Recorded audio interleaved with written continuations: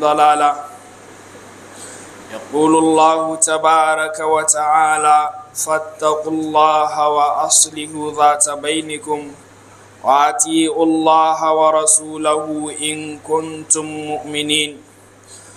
لقد أمر جل شأنه المؤمنين بإصلاح ذات البين، وقرن الأمر بأمر آخر وهو طاعته وطاعة رسوله، فهذا الأمر عمدة عظيمة في المجتمع لا سيما الإسلامي، لذا جاء في صيغ أخرى في التنزيل المقدس: ولا تنازعوا فتفشلوا وتذهب ريحكم.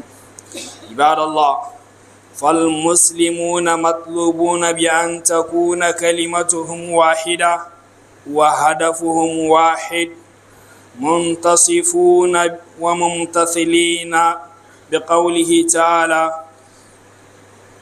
أذلة على المؤمنين أعزة على الكافرين، وقوله أشداء على الكفار رحماء بينهم.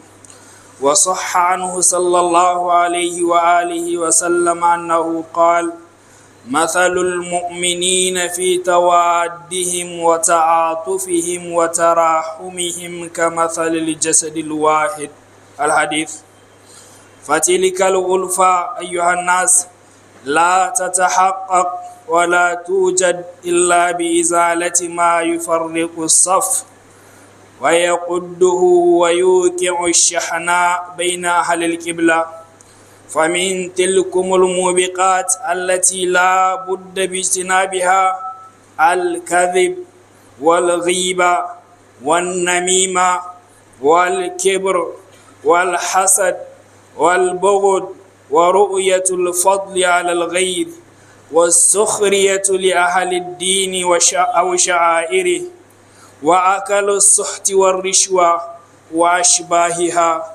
فقد صح عنه صلى الله عليه وآله وسلم أنه قال: من أحب لله وأبغض لله وأعطى لله ومنع لله فقد استكمل الإيمان.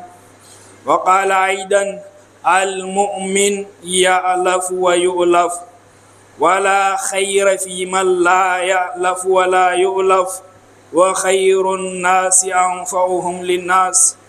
واعلموا أيها الناس أنكم غير معصومين، وجبلتم على معصية، فلستم كالأملاك. ونفس وما سواها فألهمها فجورها وتقواها، فكلكم خطاؤون وخير الخطائين التوابون. فغضوا عن مساوي إخوانكم وتواصوا بالعفو والمرحمة، ولا تنسوا الفضل بينكم، وأن تعفوا أقرب للتقوى، والكاظمين الغيظ والعافين عن الناس، والله يحب المحسنين. اللهم صل على محمد عبدك ورسولك كما صليت على إبراهيم، وبارك على محمد عبدك ورسولك وعلى آل محمد كما باركت على إبراهيم وعلى آل إبراهيم. أقول ما تسمعون وأستغفر الله فاستغفروه إنه تواب رحيم.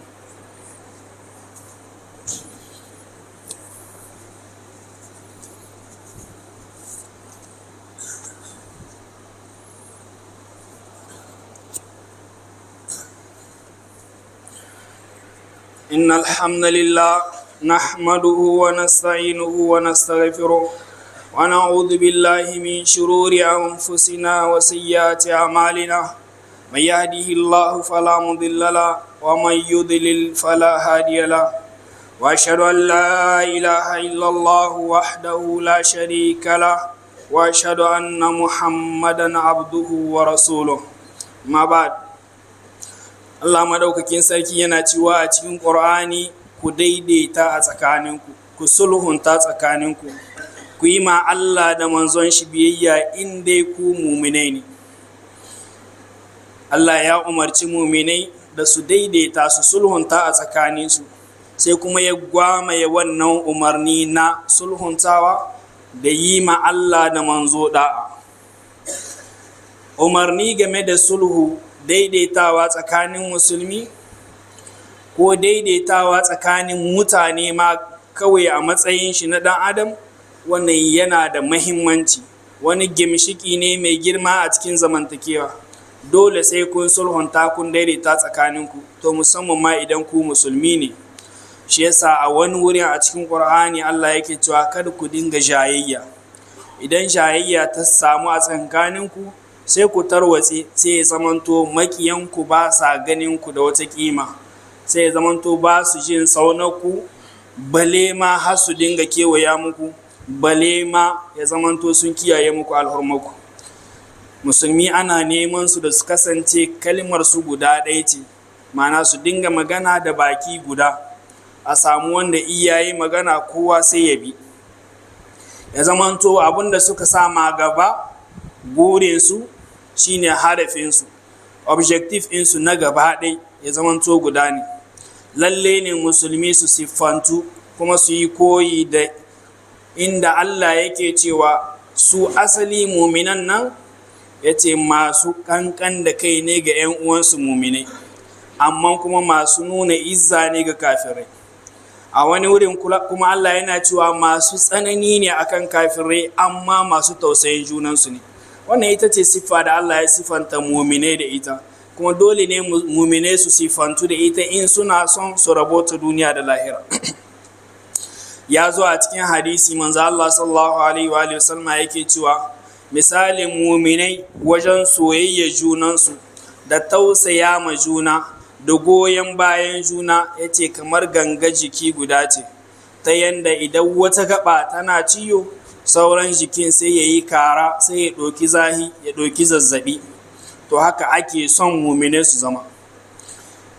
Neman a haɗa kai, a dinga tahiya tare, a danne mana a zama tsinciya maɗaurinki guda, wannan abu ne wanda yake ba zai samu bayan da ake so, ba zai tabbata ba. Dole sai mun gusar da kuma a cikin zamantakewa mu menene zai zo ya rarraba mu, menene zai tarwatsa tahiyar tamu, menene zai kawo kyama ko kiyayya ko kin juna a tsakaninmu. Mu muna kallon alƙibla guda muna sallah, amma sai ya kasance kuma wa mu ba ma son juna, wa mu ba ma juna fatan alheri. Hadisin da Bukhari da Muslim da Nasa'i suka rawaito, manzo Allah yana cewa la yu'minu ahadukum hatta yuhibba li akhihi ma yuhibbu li nafsihi min alkhairi. Wani wurin sai yace hatta yuhibba li jarihi ma yuhibbu li nafsihi. Ba za ka zamanto mai imani ba sai ka so ma dan uwanka abun da kake so ma kanka na alheri. A wani wurin yace ka so ma makwabcinka. A takaice dai duk abin da zai zo ya rarraba mu, abin da zai zo ya tarwatsa tahiyar mu, ya sanya kiyayya da gaba a tsakanin mu, dole sai mun gusar da shi. Daga cikin su kuma irin wayannan abubuwa da ya kamata a nisanta, akwai ƙarya wa juna. Ƙarya yana daga cikin abin da ke sa mutuncin mutum ya zube, har ya zamanto sauran ba za su gane shi ba da kima, har su rena shi. To daga reni kuma shikenan sai zamanto kiyayya da sauransu, duk abubuwan da aka faɗi za su biyo baya. Haka gigara da dukkan nau'o'inta. Menene gigara? Sahabbai sun tambayi manzo Allah sallallahu alaihi wa sallama menene gigara, sai ce zikiruka haka fi ma yakara ko bi ma yakara, ka ambaci dan uwanka, ka faɗi laihin shi, amma in ya ji ran shi zai ɓaci. Sai wani yake tambaya, ya Rasulullah, ya kake gani idan abin da ni faɗa game da shi tabbas ɗabi'a shi ce ko halin shi ne ko siffan shi ce ko kuma aikin shi ne? Sai ce ai dama idan ka faɗi abin da yake gaskiya ne tattare da shi, wata siffa ta shi ce ko wani aiki na shi, kuma wanda baya nan kake faɗa, amma iya jiran shi zai ɓaci, ya ce shi ne ka yi gigara shi. Domin idan ba haka ba to yanzu ƙirƙire ne ka yi mishi. A daidai nan akwai buƙatar a ja hankalin mutane. Wani lokaci mutum zai shiga ya faɗa yana cin naman ɗan uwan shi, yana gigara shi. A daidai lokacin da za ka yi mishi nasihar ya bari, sai ya ce maka kai ni ai wallahi ko gaban shi yana iya faɗe shi. Ba matsala ba ne in ka faɗi gaba gare shi, wannan za a iya ɗauka shi cin mutumci ko wani abu, amma yanzu dai da yake baya wurin kake magana, to abin da kake sunan shi gigara kuma babban zunubi ne, shine kawai. Ko da ka faɗa a gaban shi, ko da kana tsakar faɗa in ma zai zo kuma ba zai iya yi maka komi ba domin mai yiwuwa ka yi shi kari ko makamancin shi, yanzu dai da yake baya nan ne kake magana shi, to sunan shi gigara, kuma wannan abu yana tahiyar da ladaka baka sani ba. Mun san girman riba a cikin musulunci, shine zunubi kwaya ɗaya a cikin Qur'ani wanda Allah ya ce duk wanda yake yi ya shirya yaƙi tsakanin shi da Allah. Malamai suna fassara da cewa gobe kiyama shine duk abin da ka sani makami ne na yaƙi, to shine Allah zai tara ma mutum ya aje maka, matukar dai aikin ka shine ci riba, sai ce ka zo ka yaƙe shi. Wasu yi fassarori wanda ba wa'annan ba, amma ka ɗauka dai shi ɗai ne zunubi wanda a cikin Qur'ani Allah ya ce duk mai yi to ya shirya yaƙi tsakanin shi da shi. Aka ce dala guda da mutum zai ci ta riba. Nan gada an zo magana riba, abin da ya hitowa a cikin tunaninmu shine entere, kusan shine, amma ribar tana da faɗi, abubuwa da dama riba tana shiga cikin shi, kamar torok da ake yi. Wasu malamai ma sun zazafa abun, kamar malikiya suna gani ko wajen mai shago ka zo ka ba shi kuɗi ya je ya ɗauko maka kaya a cikin shagon shi, kuɗinka na ga hannun shi, wannan ɗan lokacin da ya ɗauka ma sunan shi riba. Mu ashe wannan, amma dai yanzu mun gane mu ne riba ko, sai manzo Allah ya ce dala guda da mutum zai ci ta riba, Allah ya kiyaye, daidai yake da mutum ya kwanta da mahaifiyar shi. Kaga laihi yayi muni ko? To amma duk da haka a wani hadisi sai ya ce inna min arbar riba al-istitalatu fi ardil muslim, kuma riba mafi muni shine ka saki baki, ka saki harshenka, ka shiga kana cin mutuncin dan uwanka musulmi, ka zo kana bata shi a wajen wasu. Ya hidwancan mana kenan, inda akwai wanda shi kafin rayuwar shi da wannan abun yake rayuwa na ribar, to laihin shi muni abin da yake bai kai naka ba, amma kuma so da dama ana yin shi baka ɗauke shi bakin komi ba. To yana daga cikin abin da kuma yake watsar da mutane, domin idan dai wa ku kuna magana irin wannan, dole ne zukatanku kuma za su saba. Daga ciki akwai hasada nau'i biyu ne, shine ko dai ka yi gurin abin da yake wajen wane na ni'ima ya hito daga wajen shi ya dawo gare ka, wannan karama ce, tana da muni. Asali hasada ba ɗabi'a ba ce ta musulmi, ɗabi'a ce ta yahudu, kamar yadda Allah ya faɗa cewa wadda kathirun min ahli kitabi law yarudunakum min ba'di imanikum kuffaran, sai ce hasadan min inda anfusihim. Asali ɗabi'a su ce ba ta musulmi ba ce. Duk muminin da yake da hasada to ya koyo daga gare su, kuma yana da wani nau'i na yahudanci tare da shi. Babbar ita ce mutum ya yi fatan abin da wane ya samu, matsayi ne, dukiya ce ko ma menene, ya hita daga gare shi, ko da shi bai samu ba kowa ya rasa, to ta hi waccan muni. To in dai akwai wannan kuma bai yiwa ne kan musulmi ya haɗu, bai yiwa ne a yi tahiya kwaya ɗaya ta yadda wani duk abin da musulmi suka tsaye a kan shi sai zaman to kowa yana a kan shi ne, in dai akwai hasada da nuna fifiko akan wani, ka nuna kahi wani. A nan ga kai ɗin kai karan kanka ake cewa kada ka nuna ma wani kahi shi. In za a yi alfahari, ana alfahari ne da musulunci. Shine wani malami yake cewa la'amruka mal mar'u illa bidinihi wala tatruki taqwa itkalan ala nasabi laqad rafa'a al-islamu salmana farisi wa wada'a shirku nasiba aba lahabi. Yace musulunci shine abin da ya kamata ka yi riko da shi, kada ka daina ka bar biyayyar Allah dan ka dogara akan cewa kai daga wani kake, kai jinin wani ne ko kuma fami wani, ba shi bane abin dogaro. Yace babban misali shine baka ga Salman ba Farise ne, musulunci ya ɗaukaka shi har manzo Allah ya ce Salmanu cikin mu yake ahlul baiti, ma'ana lokacin da kace Allahumma salli ala Muhammad wa ala ali Muhammad, Salman yana ciki. Alhali Abu Lahab wanda yake wan baban manzo Allah ne, da aka zo aka bashi labarin ma Amina ta aihu, an aihi manzo Allah sallallahu alaihi wasallam Muhammad a lokacin, bai wadda ta ka labarin ma iyanta ta yi dan farin ciki, amma kuma shirka ta sa ya koma baya, gashi na ana karanta aya ana tsine mishi har kiyama ta tashi. Ma'ana abun dogaro, abun alfahari shine addini ba wani abu. To cewa kada wani ya nuna fifiko akan wani kuma baya kore sanin falala tsakaninku. Allah bai yi mutane su zamanto ɗaya ba tun daga duniya har lahira, yana da kyau a fahimci wannan din. Saboda haka duk wanda Allah ya ɗaukake shi a kanka, to kai kuma ka sane mishi matsayin shi, shine musulunci. Mutane ba za yi wa ne su zama ɗaya ba tun daga duniya har lahira. Ka fahimci wannan, dan wanda yake sama da kai Allah ya ɗaukake shi, matsayi ne ya bashi, ilimi ne, dukiya ce, ko ma menene, kai kuma ka san cewa Allah ya yi mishi wata falala a kanka, saboda haka ka dinga martaba shi akan ni'imar da Allah ya mishi. Shi ne aka ce kada ya yi bugun gaba da ita, amma kai kuma ka dinga bashi matsayin shi mana. Domin wasu za su ɗauki wannan, ai Allah ya ce inna akramakum indallahi atqakum, gaskiya ne, amma kuma Allah da kanshi ya ce kada ku mance falala yanda ya fifita wasunku akan wasu. Hatta da manzanni cewa ya tilka rusul faddalna ba'dhum ala ba'd. Saboda haka wanda Allah ya fifita shi akan ka, ka yarda daga Allah ne, kai ma ka nemi wannan falala wajen Allah. Was'alullaha min fadlihi.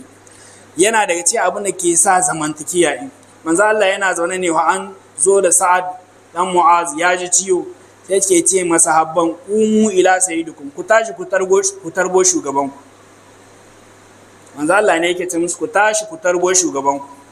Yanzu da wani zai zo babba ne, babban malami ne, babban maikanci da sauransu, in ka tarbe shi sai wani ya ce to kaga kwadai ne kawai.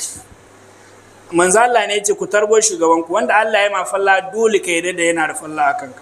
Yana daga cikin yarda da Allah ka yarda da cewa ya fifita wani akan wani.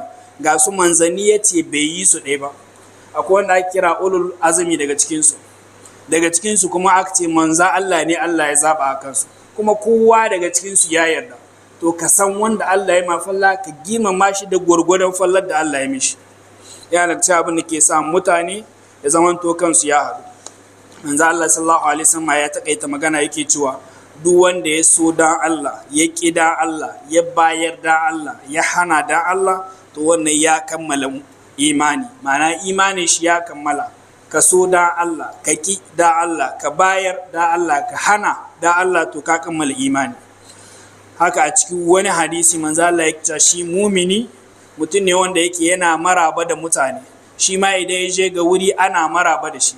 Ya ce ai babu wani alkhairi ga mutunan da shi baya tarba, baya marhabantan mutane. Shi kankan shi iya je ga wuri ba a maraba da zuwan shi, dan an san kawai shari'a kashi.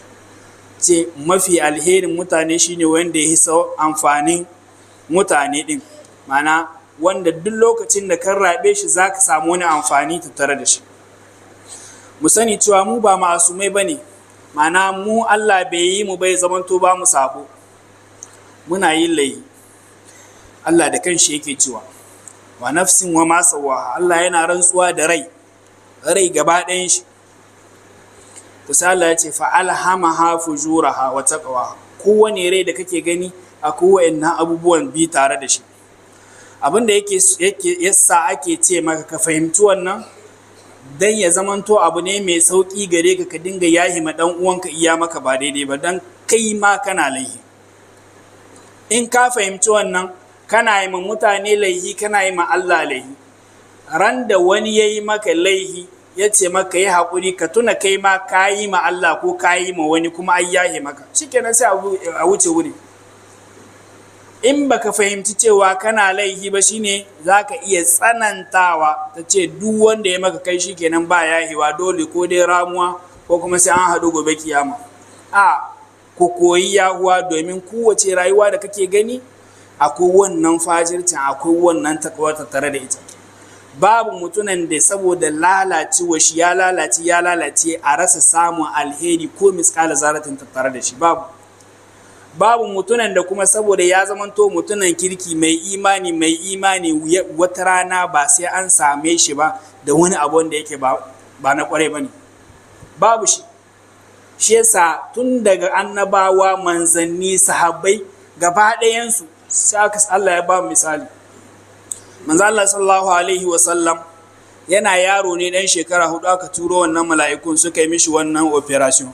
Da suka hiddo zuciya suka yanke wannan nama, sai suka ce wannan shine rabon shedan da yake cikin zuciya kowane ɗan adam. Ma'ana sa kaga shi hidda mishi ne aka yi, to mu an hidda mana ne. Kenan dole kowa yana da wani wannan abu wanda yake zai ja shi zuwa ga abin da shedan yake so. Shi ga yanda ya faru gare shi, domin Allah yana so ya kimtsa shi ne ga babban mission sallallahu alaihi wa sallam. Amma ka ɗauko manzannin karan kansu, ba sai mutum ya yi wani abu, manzo ne ana mishi wahayi amma sai ya yi kuma ya gane ba daidai ba. Kai shi karan kanshi manzo Allah sallallahu alaihi wa sallam, idan ya ga Abdullahi bin Ummi Maktum sai ya ce marhaban billadhi atabani fihi rabbi. Domin lokacin da Abdullahi ibn Ummi Maktum ya zo, Allah sai kuma ya sabkar da ayar, kuma ana karanta kuma da manzo Allah yake, sai Allah ya ce abasa wa tawalla. Kaga ya hada huskar shi ya juya baya, hada huskan daidai ne, sai da Allah ya ja kunnen shi akan wannan manzo Allah kenan. To balle ni da kai da sauransu, kenan mu yarda da cewa yanda ka san ana maka laihi to lalle kai ma kana ma wani, banda ma laihin da kake ma Allah. Wannan dole akwai shi. In ka fahimci wannan, shi zai sa kuma sai ka yi cikin sauƙi, sai ka iya yahe ma mutane. Wani lokaci ba ma laihi ne mutum zai maka ba, da za ka tambaye shi dalilai mi ya ja shi zuwa ga yin kaza, idan ka ji sai ka ga ashe rishin ma fahimtar ce yasa kake ɗoka ya maka laihi. Sahabbai ne hoga su wanga Allah ya yarda da imaninsu, suka je wajen yaƙi, manzo Allah ya ce musu wanga ku da kuke saman wanga dutse kar ku gusa, ko da kun ga an kashe mu tsuntsaye na ɗauka gawawwakin mu suna jifa da su. Amma me suka yi? Sabka suka yi. Da aka kashe su aka zo kuma aka kashe sauran mu'mini, kuma sai Allah ya sabkar da ayi yana jaddada cewa laihin su ne. Inna mastazallahum ash-shaytan bi ba'd ma kasabu, su suka yi laihi. Ce ku zo kuna tambaya anna haza, Allah ya ce qul huwa min indi anfusikum, ai laihin ku ne. Sahabbai ne wa'in gaba ɗayansu Allah ya gafarta musu, gaba ɗayansu 'yan aljanna ne. Kaga kenan suna yin ba daidai ba, kuma sun yi ɗin tun da gashi ana karantawa. Lalle ne mu fahimci wannan yana daga cikin babban abun jan hankali. In muka fahimci cewa ni da kai dukkan mu kowa mai laihi ne, wannan zai sa sai ka yi ma dinga yi ma ɗan uwanka uzuri idan ya yi maka ba daidai ba. Kahin ma ka ɗoka ya maka laihi, je ka yi magana da shi, mi ya ja shi zuwa ga kaza. Domin wani lokaci kamar yadda muka ce rishin sanin dalilin da ya ja shi zuwa ga wannan din, shi zai sa ka yi mishi mummunar fahimta, har ka ɗoka laihi ya maka, kana can kana ɓata rai akan abu da za ka zo ka tambaya sai ka ji ashe ma ya kula da kai ne kake ganin abun a zahiri sabo ne. Wannan yana daga cikin babban jan hankali. Allah ya gafarta mana baki ɗayan mu. Amma lalle ana kiran musulmi akan su so juna, kuma su zamanto tsintsiya maɗaurin ki guda a yanzu hiye da kowane lokaci, domin yana daga cikin abin da yake cutar da al'ummar mu. Gashi nan kasashen musulmi da ake tarwatsawa, kun babu mai magana akan wannan. Da dama ba su abin bai ma shahe su ba, kamar bai shahe su ba tunda ba su ɗaya ake kashewa ba. Wannan a waje, haka a cikin gida da daman mu da muke nan ga alhamdulillah muna babban birni lahiya lau. Yan she alantere di la mutane suna cikin wahalhalu kowane iri, wahala ta rishi, wahala ta yunwa, wahala ta tashi hankali. Amma mahi yawan lokaci mutum zai tashi rana ta hito ta faɗi bai tuna cewa 'yan uwan shi ne kuma suna cikin wani hali ba. Wannan mummuna abu ne, wannan sharri ne. Dole mu aje mu gyara, dole mu zamanto duk inda aka ce wani musulmi ne ka ji cewa naka ne, kuma abun da ya shahe shi ya shahe ka. Allah ya dace da mu. Allahumma salli ala Muhammad wa ala ali Muhammad wa barik ala Muhammad wa ala ali Muhammad kama sallaita wa barakta ala Ibrahim wa ala ali Ibrahim innaka Hamidum Majid. اللهم أرنا الحق حقا وارزقنا اتباعه وأرنا الباطل باطلا وارزقنا اجتنابه. يا حي يا قيوم برحمتك نستغيث، أصلح لنا شأننا كلها ولا تكلنا إلى أنفسنا طرفة عين. اللهم استر عوراتنا وآمن روآتنا وقد عنا دينا يا واحد الأحد الصمد الذي لم يلد ولم يولد ولم يكن له كفوا أحد. اللهم إنا نعوذ بك من جهد البلاء ودرك الشقاء وسوء القضاء وشماتة الأعداء. اللهم إنا نعوذ بك من منكر الأخلاق والأعمال والأهواء. اللهم إنا نسألك فعل الخيرات وترك المنكرات وحب المساكين. نسألك يا الله بأسمائك الحسنى كلها وصفاتك الأولى كل خير سألكه عبدك ونبيك محمد صلى الله عليه وسلم، ونعوذ بك بأسمائك الحسنى كلها وصفاتك الأولى كل شر من كل شر استعاذ بك منه عبدك ونبيك محمد صلى الله عليه وآله وسلم. أنت المستعان وعليك البلاغ، لا إله إلا أنت، سبحانك إنا كنا من الظالمين. قوموا إلى صلاتكم يرحمكم الله.